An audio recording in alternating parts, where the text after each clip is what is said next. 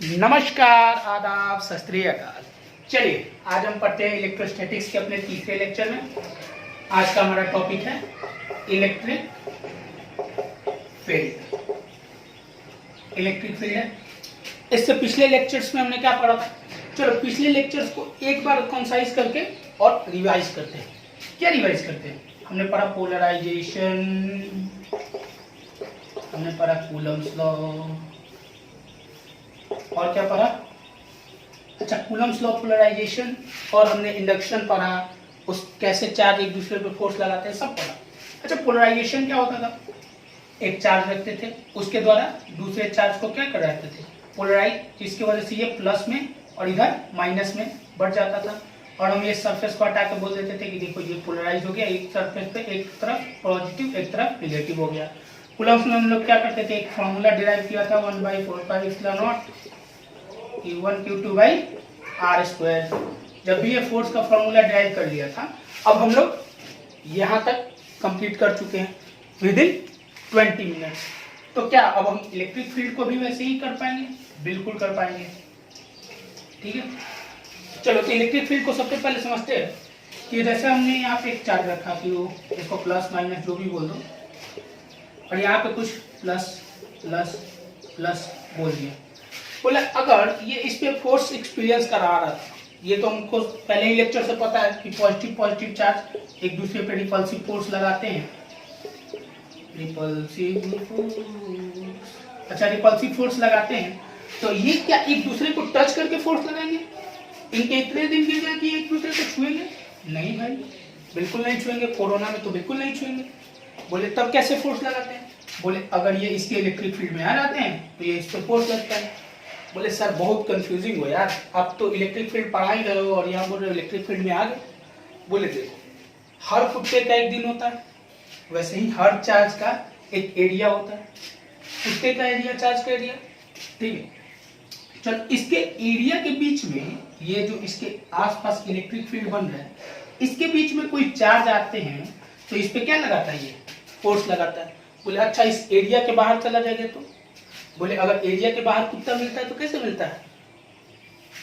पांव झुकाए, मतलब सर झुका के पूंछ ऐसा करते हुए मिलता है। वैसे ये भी चार्ज एक दूसरे पे तभी फोर्स लगाते हैं जब क्या हो, वो एक दूसरे के इलेक्ट्रिक फील्ड लाइंस में आ जाते हैं। बात समझ में आ गई?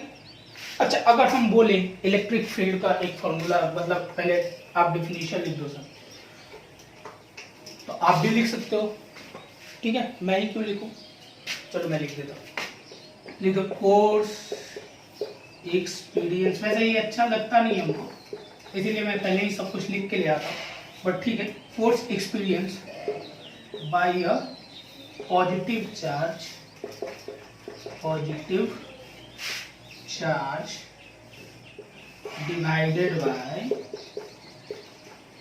That charge is called electric field. कभी भी मेरा फोकस देखो यहाँ पे होता ही नहीं। मैं सिंपल से चीजें आपको एकदम कॉन्सेप्चुअल सिखाना चाहता हूँ, क्योंकि देखो फिजिक्स जो है ना सर जो कोटा की क्लासेस में लो एनर्जी वाले टीचर्स होते हैं ना, वो फिजिक्स पढ़ाते हैं, क्योंकि सर वो लोग ओलंपियाड से आए हैं। आपकी तरह कभी भी उठ के, और आप ये चीज तो मत बोलो सर कि आप 5 साल से पढ़ा रहे हो, 6 साल से पढ़ा रहे हो, ठीक है, आप आनों में काना राजा थे। हम लोग के टाइम पे प्लीज ये सब कमेंट बाजी मत करो। चलो आप लिखिए इलेक्ट्रिक फील्ड F/Q। ये आ गया? समझ में आ गया ना? Electric field is equal to force by coulomb. बोले ये तो आपने बताया ही नहीं था, अब बता रहा हूँ, इसीलिए पहले नहीं बताया। तो अब ये फॉर्मूला सोचो, electric field is equal to force by Coulomb, और force is equal to 1/4πε0 Q1 Q2 by R square. 500 बार लिख चुके हैं। अच्छा, अगर electric field is equal to force by Coulomb और force is equal to 1/4πε0 Q1 Q2 by R square, तो electric field is equal to 1/4πε0 Q1 Q2 by R square by Q। एक Q से एक Q कटा ना भाई, तो ये आ गया electric field equal to 1/4πε0 Q by R square. ये आ गया इलेक्ट्रिक फील्ड, हो गया बल्ले बल्ले।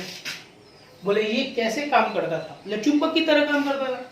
अगर चुंबक में देखते थे ना एक बीच में सेपरेशन था, अगर उससे ज्यादा कर दिया तो कोई फोर्स ही नहीं लग रहा, उसके नजदीक ले आते थे तब फोर्स लगता था। क्यों? क्योंकि उसके मैग्नेटिक फील्ड लाइंस में आ जाते थे। वैसे ही ये इसके इलेक्ट्रिक फील्ड लाइंस में आने के बाद फोर्स लगाते हैं। यहाँ तक समझ में आ गया? चलिए सर, मतलब यहाँ तक समझ में आ गया आपको, आप थोड़ा सा और दिमाग दौड़ाइए, क्योंकि फिजिक्स क्या है? फिजिक्स 16 साल के बच्चों का इमोशनल अत्याचार करके सब्सक्राइबर बनाने का चीज नहीं है। चलो, फिजिक्स जो मेनली है वो कॉन्सेप्ट बेसिस पे होना चाहिए, ना कि इमोशनल पे कि यार वो हमको इतना पैसा दे रहा था, वो इसने ये बोला, इसने वो बोला। कई लोग तो एस.सी. वर्मा सर को भी चैलेंज कर रहे हैं, बोले एस.सी. वर्मा मेरे से ज्यादा नहीं जानता। नहीं जानता होगा सर, नहीं जानता। कुछ आता है उनको? क्या आता है? बस ऐसे ही लोग उनको मतलब इतना भाव दे दिए यार, आपको देना चाहिए था सर। चलो आप आ जाइए यहाँ पे कि सर एक चीज बताओ, ये इलेक्ट्रिक फील्ड यूनिफॉर्म कब होती है, नॉन यूनिफॉर्म कब होती है, कांस्टेंट कब होती है, वेरिएबल कब होती है? ये 4 चीजें हैं जो हर एक एग्जाम्स में बहुत कॉमनली पूछे जाते हैं। अच्छा, इसका बेसिक जो मतलब दिमाग में जो सोचने वाली चीज है यूनिफॉर्म। बोले एक चार्ज रख दिया गया, यहाँ पे Q नाम का एक चार्ज रखा गया, जिसके आसपास आप कितने भी दूर पे रख दो, मतलब अगर इसका इलेक्ट्रिक फील्ड का एरिया सपोज 5 सेंटीमीटर है, तो अगर 5 सेंटीमीटर के बीच में कहीं भी रख दो तो ये फील्ड लाइंस का डेंसिटी बराबर हो, मतलब ये स्पेस पे डिपेंडेंसी ना हो, इंडिपेंडेंट हो, तो इसको हम लोग क्या बोल देंगे? बोलो ना भाई, यूनिफॉर्म बोल देंगे। अच्छा ठीक है, दूसरा क्वेश्चन आया कि भैया नॉन यूनिफॉर्म किसको बोलोगे? बोले जो इसके स्पेस पे डिपेंडेंसी करने लगे, मतलब यहाँ पे कुछ ज्यादा फोर्स, यहाँ पे उससे कम, यहाँ पे उससे कम, यहाँ पे उससे कम, उसको हम क्या बोल देंगे? नॉन यूनिफॉर्म बोल देंगे भाई। चलो ये भी ठीक है। बोले कांस्टेंट, बोले कांस्टेंट टाइम पे डिपेंडेंसी हो जाए, कांस्टेंट टाइम पे डिपेंडेंसी ना हो, वेरिएबल। ये चीजें समझ में आ रही है? चलो अब आता हूं मैं एक इस पे कुछ डेरिवेशन करवाता हूं, तभी ना लगेगा यार कि वो भैया बहुत अच्छे टीचर हैं। क्यों अच्छे टीचर हैं? क्योंकि इतना बड़ा वेरिएबल, इतना बड़ा डेरिवेशन करा देते हैं। कितना बड़ा? इतना बड़ा। क्यों इतना बड़ा? क्योंकि भैया को फिजिक्स इतना आता है। चलो अभी थोड़ा दिखा दूं यार, मुझे भी आता है फिजिक्स। चलो भैया ने क्या लिया? एक यूनिफॉर्म रिंग लिया और यहाँ पे उसने इलेक्ट्रिक फील्ड पूछ दिया। यार मैंने नहीं पूछा, मतलब ये क्वेश्चंस में आता है।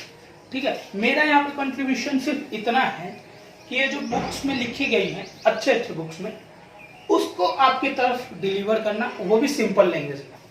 फिजिक्स बस इतना ही होता है, ड्रामा करना फिजिक्स तो कभी होता ही नहीं। चलो मैंने देखा, क्या देखा? इसका रेडियस था r, ये डिस्टेंस ले लिया x, ये था यूनिफॉर्म रिंग। जैसे ही हमने यूनिफॉर्म रिंग लिया तो हमने इसका डेंसिटी बताया कि देखिए इसका डेंसिटी कितना है, Q/2πr।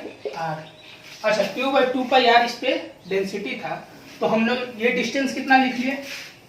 बोलो ना भाई, ये 90 डिग्री, ये x, ये r, ये डिस्टेंस कितना हो गया?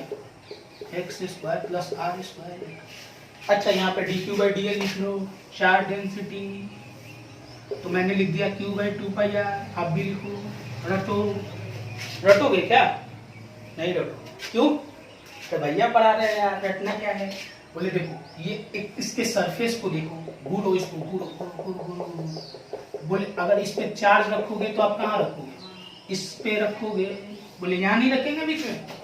बोले पेनी में अगर कोई लोटा ले लिए, उसका पेनी गया तो पानी हटेगा उसमें। वैसे ही अगर किसी को रहना है तो भाई यहाँ पे रहो ना, ये बीच के गड्ढे में जाकर रहोगे। वैसे ही चार्ज भी कहाँ बैठेगा? इसमें बैठेगा। ये इसका एरिया कितना होता है? 2πr होता है।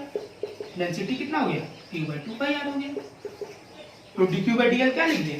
Q/2πr लिख दिए। यहाँ तक समझ में आया? फिर आते हैं पूछते हैं ए मामा यहाँ पे तेरे पे कितना फोर्स लगेगा, बोले इधर वाला एक्स कॉस थीटा, इधर वाला वाई साइन थीटा।